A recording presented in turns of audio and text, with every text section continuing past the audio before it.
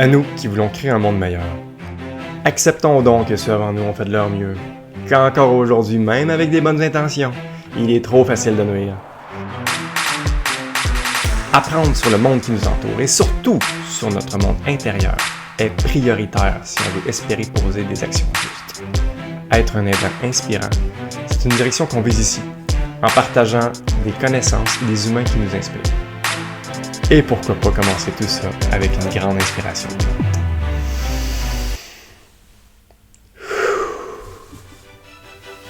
C'est parti.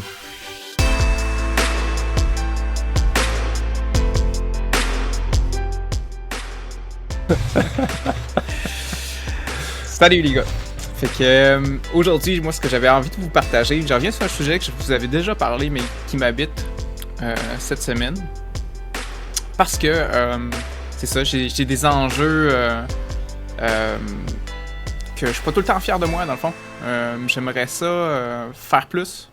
J'aimerais ça être plus joyeux, j'aimerais ça communiquer mieux, j'aimerais ça être plus focus, être plus productif. Puis dans le fond, je réussis pas à l'être comme j'aimerais l'être. Tu sais, je me suis créé une identité de quelqu'un qui était discipliné, quelqu'un qui était focus quand c'était le temps. Puis, mais dans le fond, tu sais, l'idée d'avoir une identité, hein, c'est aussi une histoire qu'on se montre dans sa tête. Est-ce que je suis... Tu sais, si je me mets l'étiquette, moi je suis un gars discipliné. Je suis pas discipliné 24 heures sur 24, là, c'est pas vrai. Là, tu sais, des fois, j'oublie plein d'affaires, je vais pas à mon entraînement. Tu sais, la semaine passée, j'aurais pu aller à mon entraînement au gym, puis j'ai choisi de pas y aller. Tu sais. Puis j'avais pas vraiment une bonne raison. Fait qu'il y a plein de moments dans ma vie où les capacités que j'ai, dans le fond, ils sont encore là, sont disponibles à moi, mais je les prends pas. Puis c'est dans ma tête beaucoup parce que j'essaie d'en faire un livre, de donner des trucs aux gens pour aller chercher des parties d'identité en eux-mêmes, pour les faire ressurgir plus facilement, puis pouvoir bâtir un peu, ben, qui ils sont, puis comment ça supporte qu'est-ce qu'ils veulent faire. Fait que je me suis mis à lire, à relire le livre Alter Ego de Todd Herman. C'est un peu ça. Lui, c'est quelqu'un qui entraîne les gens à être plus performants, je dirais là. Autant les athlètes que les entrepreneurs. Puis c'est ça sa principale stratégie. Il fait monter aux gens un alter ego, un super héros ou n'importe quoi qui ferait ressurgir qu'est-ce qu'il y a de bon ou qu'est-ce que les gens veulent aller chercher en eux-mêmes. Puis il y a vraiment un concept très intéressant dans ça. Puis sans vous montrer tous les détails parce que, premièrement, je vous en ai déjà parlé un peu, mais aussi parce que je vais prendre le temps de l'écrire comme il faut, là, tout ce concept-là, puis comment moi j'aimerais ça l'appliquer. Mais la partie que je vais extraire aujourd'hui pour vous la partager, c'est l'idée d'ancrer une partie d'une identité dans un objet ou dans quelque chose, dans un geste qu'on peut prendre. Moi, je suis quelqu'un qui a porté beaucoup d'uniformes dans ma vie. Dans le sport, hein, on a des uniformes, on a notre chandail d'équipe. Quand j'étais ambulancier, j'avais un uniforme. Dans les scouts, j'avais un uniforme. Quand je faisais des arts martiaux, j'avais un uniforme. Puis il y a quelque chose de spécial dans les uniformes. Je pense qu'ils ont une raison d'être qui a vraiment quelque chose de puissant dedans. Quand je pense juste à l'armée, par exemple. L'armée, hein, tout le monde a des uniformes. Puis l'espèce de unité que ça crée, l'espèce de arrêter de monter son ego, mais de dire hey non, on fait partie d'une équipe maintenant. Là. Fait qu'il y a quelque chose de fort là-dedans. Puis qu'est-ce que j'aime bien de l'uniforme aussi, c'est que dès que tu le mets, on dirait que tu as déjà changé. Visuellement, il y a quelque chose de différent. C'est facile de se laisser emporter par l'esprit qui est inculqué par cet uniforme-là. Puis encore plus intéressant que ça, dans mon cas à moi, parce que ayant porté beaucoup d'uniformes, puis dans ma tête, il y a un uniforme que je portais tout le temps, hein, qui était mon armure de guerrier. Je vous ai déjà parlé de ça souvent, que moi, c'était vraiment important pour moi d'être quelqu'un qui fonçait, puis qui passait à l'action, puis qui endurait la fatigue, puis endurait le mal. Fait que cet uniforme-là, je l'avais dans ma tête. Je l'avais pas physiquement. Puis je la portais tout le temps. Puis tantôt, je vous disais que dans notre identité, hein, c'est une histoire qu'on se montre. Puis on change. On n'est pas tout le temps on n'a pas tout le temps les mêmes capacités mises de l'avant. Puis dans le fond, c'est bien comme ça. Parce que si j'étais toujours le guerrier était bon dans certaines situations, mais pas dans d'autres. Et c'est aussi utile d'enfiler l'uniforme que de l'enlever, dans le fond. Puis j'ai décidé d'aller replonger là-dedans cette semaine parce que, soit je me rendais compte que, hey, j'étais en train de me taper sur la tête, je me dis qu'il faut que je sois plus productif, puis là, je pense juste à ça. Là, je suis la nuit, je me réveille, puis je dis, hey, il faudrait que je fasse telle affaire. Là, je me lève, je dis, ok, je vais refaire ma liste de priorités. Tu sais, là, c'est ça, je suis trop là-dedans, là, tu sais. C'est bon d'être productif, là, tu sais, je veux l'être, là, mais je veux pas l'être tout le temps. Fait que l'idée de prendre mon arc, c'est-à-dire de prendre du temps pour m'arrêter, de regarder ce que j'ai à faire, puis de choisir vraiment qui je veux être entre chacune des tâches ou des moments de la journée, j'ai décidé d'y rajouter une petite twist à ça, puis de dire, je vais infuser un objet de mon intention dans qui je veux être pour le moment, puis je vais l'enlever aussi quand c'est le temps de quitter là, ce personnage-là, si tu veux, là. Fait que c'est ça, fait que j'ai commencé à me choisir quelques totems, ces objets-là de pouvoir, tu sais, puis il y en a que j'utilisais déjà sans m'en rendre compte. Comme par exemple, mon anneau de mariage. Mon anneau de mariage, je le porte pas tout le temps, parce que je trouve que ça gosse un peu. Puis en plus, quand je travaille comme physio, ben, j'ai besoin de beaucoup de mes mains, hein, fait que ça marche pas, puis il faut que je me lave les mains à toutes les 10 minutes, là, fait que ça fit pas. Puis dans le fond, je suis content de pas avoir à le porter au travail. Parce que quand je le mets, justement, je me souviens de pourquoi je le mets, tu sais. Je me souviens de quand est-ce que je l'ai mis la première fois, là, tu sais. Puis il y a vraiment eu un rituel, là, puis un pouvoir mis dans cet objet-là. Puis c'est le fun de pouvoir aller capter le pouvoir de façon intentionnelle et non pas que ça soit juste quelque chose qu'on prend pour acquis puis qui est tout le temps là. Fait que maintenant, quand je le porte parce que je me dis, hey, là, je veux entrer en connexion avec Caro. T'sais. Fait que ça me le rappelle, puis je le sens dans ma main, tu sais, quand je le porte. Puis ça me fait que, hey, je suis parti dans ma tête des fois parce que je pense au travail. Un petit peu, j'ai un ancrage de plus, là, tu sais, pour me rappeler que non, je suis pas au travail, là, je suis ici, puis ma mission du moment, c'est de connecter avec Caro. Puis là, présentement, quand je vous parle, puis là, j'essaie d'en faire d'habitude.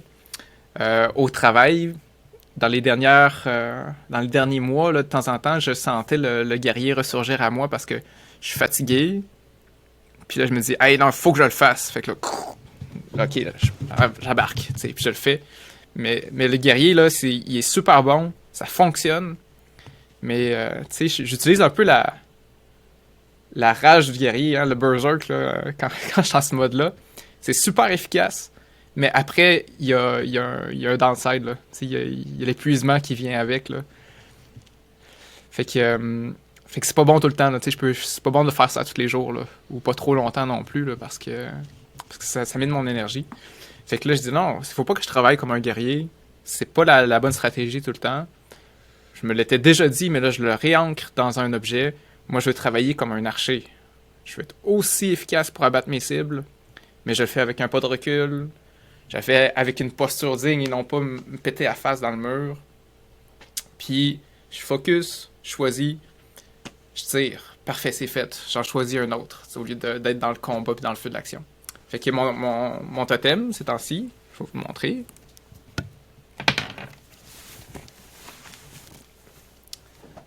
C'est ma manche d'archer. Ça, c'est ce que j'utilise pour que quand je lance une flèche en tirant de l'arc, parce que je tire de l'arc pour de vrai, ben, la corde de l'arc, elle vienne pas pogner le bout de mon coude qui sort, là. Parce que ça fait mal en chien. Fait que c'est le fun d'avoir une protection pour pas que je me fasse mal à force de moi-même pitcher mes flèches. Puis je trouvais que c'était une belle image de ce que j'essayais d'atteindre comme état aussi. Dire, hey, c'est bien beau, là, vas-y, sois productif. Fais-toi pas mal, là, tu sais. Rends-toi pas malade à force de vouloir trop être productif. Mais vas-y, place-toi, sois concentré. Puis quand c'est fini, enlève-le, ta protection. Passe à autre chose, prends le temps de te reposer, là, t'as fait ta job, l'archer, là. Voilà, fait que je vous invite, si jamais c'est quelque chose qui vous appelle, de voir comment ce concept-là pourrait vous être utile. puis de voir si vous en utilisez ou si ça vous tente d'en utiliser un totem. Puis si oui, je vous propose de l'utiliser un, mais aussi de l'entraîner. Parce que ces objets-là que moi j'ai choisis, c'est pas des objets random, c'est des objets que j'avais déjà utilisés, dans lesquels j'ai déjà fait un paquet d'actions ou d'émotions reliées à. Tu sais, pour moi, quand je tire de l'arc, puis que je porte pour de vrai cette affaire-là, ben, je suis vraiment dans un état plus méditatif. Puis, tu sais, je peux pas faire autrement que me concentrer sur la cible. Ça veut vraiment... Dans mon corps, il y a quelque chose, tu sais, que ça vient chercher. C'est enregistré. Si jamais je voudrais un objet qui reflèterait mon guerrier, par exemple, je le porterais quand je m'entraînerais physiquement. Puis que c'est tough. Pour infuser, dire que quand j'ai ça, c'est tough, mais je sais que je pousse plus loin, tu sais. Puis c'est pas juste de faire apparaître un objet, mais c'est vraiment de lui mettre du pouvoir dedans. Je pense que c'est ça la clé pour moi qui fonctionne, que finalement, c'est pas juste de la magie, là, c'est juste de l'entraînement mental là, que je viens ancrer dans un objet là, pour avoir un déclencheur, pour réveiller certaines capacités en moi.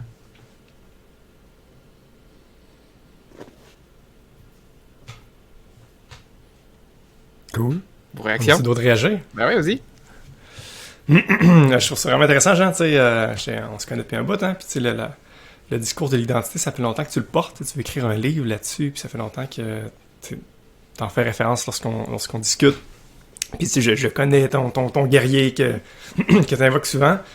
Puis je trouve ça intéressant de le voir que tu le jazzes, que tu l'ajustes, puis tu le remets en question, tu trouves d'autres ancrages, parce que de ce que je ressens, c'est que au-delà que l'identité est vraiment belle, puis que tu la comprends bien, puis tu l'incarnes bien mentalement, ben je sens que justement ton corps et ton cœur et tes émotions t'ont envoyé des messages. Ou est-ce que moi, en tout cas, c'est de quoi que j'aime beaucoup me rappeler, là, où est-ce que, aussi belle la construction mentale soit-elle, aussi belle l'outil, il faut jamais garder celui qui dit toujours la vérité, ton corps, tu sais.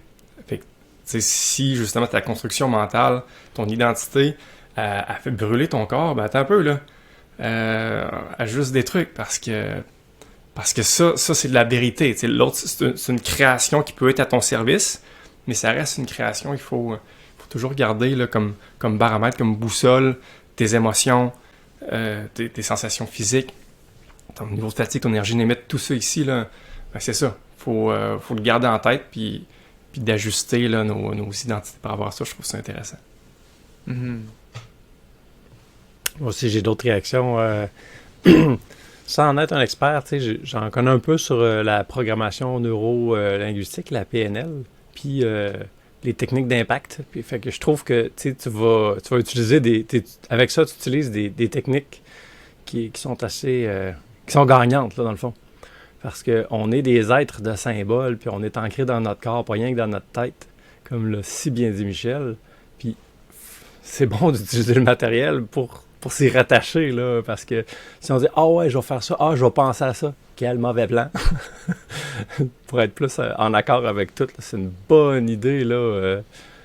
C'est ça, d'aller chercher des symboles, dans le fond, là. Mm-hmm. Fait que c'est très hot. Fait que là, je suis en train de me creuser la tête. C'est quoi, moi, mes symboles, là? J'aime ça, que tu les aies bien choisis, puis que tu puisses les porter physiquement, là. Fait que je suis en train de cogiter à... Puis j'aime aussi ton idée, puis là, j'ai envie de faire un autre parallèle avec de quoi de très geek, c'est que, tu sais, l'idée de ça, c'est de faire sa fiche de personnage, hein, puis de monter ses propres levels. Fait que je trouve ça vraiment une très, très bonne idée de dire, j'entraîne mon archer, je veux gagner des niveaux en archer.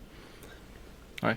Fait que ça vient utiliser aussi plein de concepts geeks qui peut être à notre service, pas juste un loisir d'un monde parallèle, mais pourquoi pas l'utiliser dans le monde réel, c'est encore plus le fun. Mm-hmm. C'est beau. Toi, Michel, as-tu l'idée d'en trouver un? C'est-tu quelque chose que tu peux utiliser?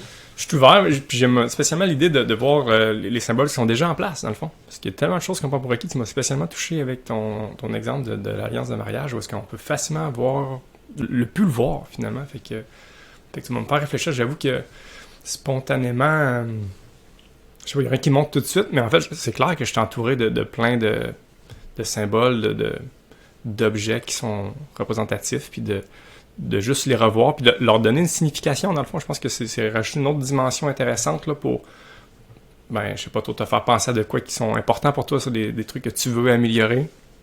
Je trouve que c'est un bel outil concret. Fait que c'est clair que je vais réfléchir à ça. Mm-hmm.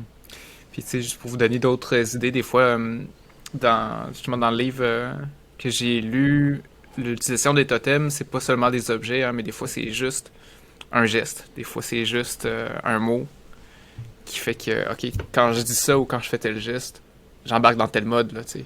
Puis j'entraîne mon corps à embarquer là-dedans. Fait qu'il y a plein d'athlètes, par exemple, que coaché. Fait que, mettons, au basket, il y a quelqu'un que lui...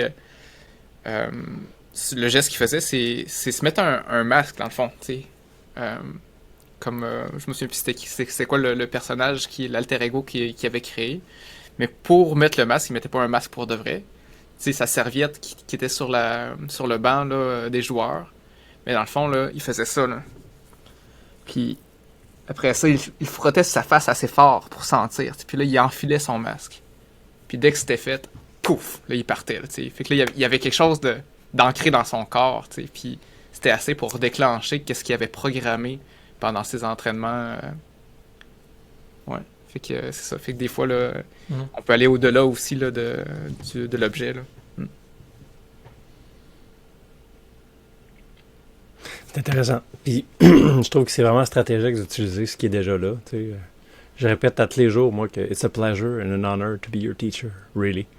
Fait que je peux le tweaker puis le raffiner en l'associant à une classe puis me disant j'entraîne telle habileté. Ouais. Fait que oui, surtout si vous voulez entretenir quelque chose que vous avez déjà, puis en même temps, tu sais, comme moi, je sentais que j'avais besoin de nouveau, tu sais. Ouais. J'avais besoin de faire quelque chose de différent, là, tu sais. Fait que là, tu sais, je me portais pas ça pendant que je travaillais, là, mais là, oui, tu sais. Parce que là, ça me le rappelle. Qu'est-ce que j'ai mis comme intention. Puis je pense que c'est encore plus puissant là, ou du moins, dans le fond, changer, c'est super tough. Fait que d'avoir des petits ancrages là, dans le physique, parce que souvent, le changement, c'est une intention dans notre tête, là, c'est invisible. Fait que de le faire atterrir dans le visible, je pense que c'est un coup de main de plus là, pour réussir le grand défi d'apporter un changement.